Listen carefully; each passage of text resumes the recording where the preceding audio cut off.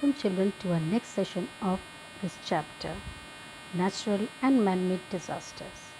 So we have come to know that how we can keep ourselves safe and secured from floods. Now we will see the safety measures in case of an earthquake. So earthquake, it is a sudden movement, that is sudden shaking of a part of the crust of the earth, and this is really very dangerous. So when the earthquake or seismic waves originate, it is called the focus from where it originates, while the point on the earth's surface is called the epicenter. Now earthquakes occur often and we have experienced it a lot of time. So minor tremors hardly matter. They may be of 6 to 8 magnitude, 6 to 8 Richter scale. The maximum damage due to an earthquake is always near the epicenter. So most of the earthquakes are caused due to the movements of the tectonic plates or volcanic eruptions. The earthquakes are also due to various human activities such as underground nuclear bomb explosions, use of dynamite for mining and for breaking stones. The intensity of an earthquake is measured on the Richter scale.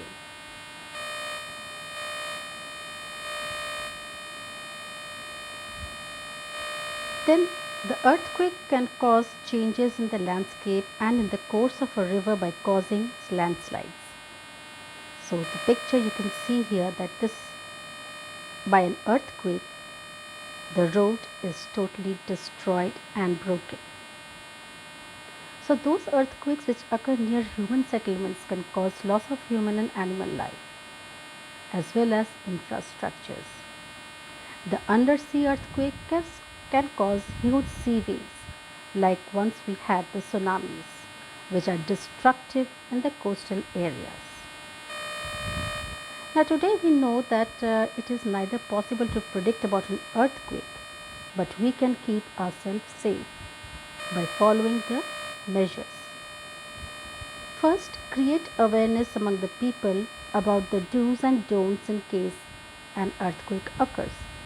So we should always try to aware people of what they should do and what they should not if an earthquake occurs.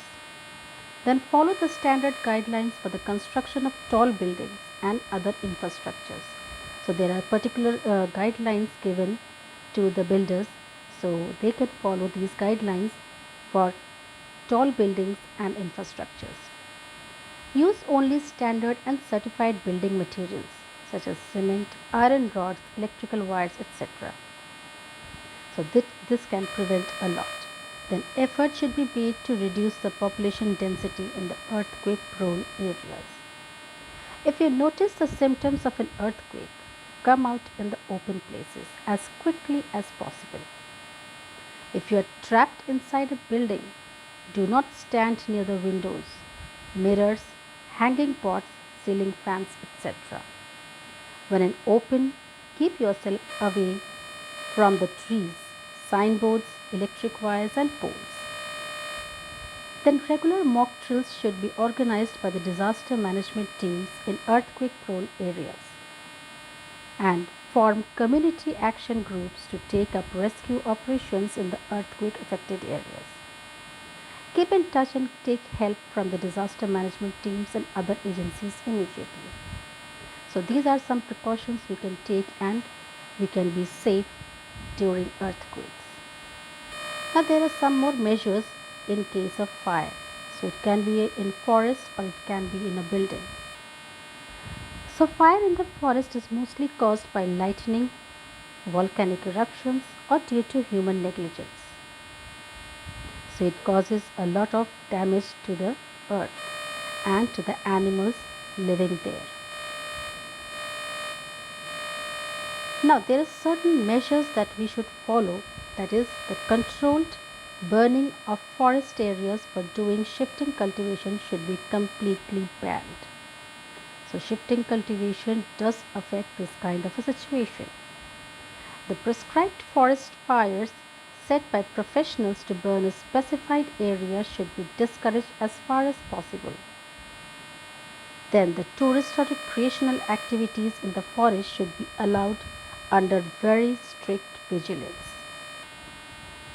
Install lightning detectors and remote sensing equipment in the forest to detect fires.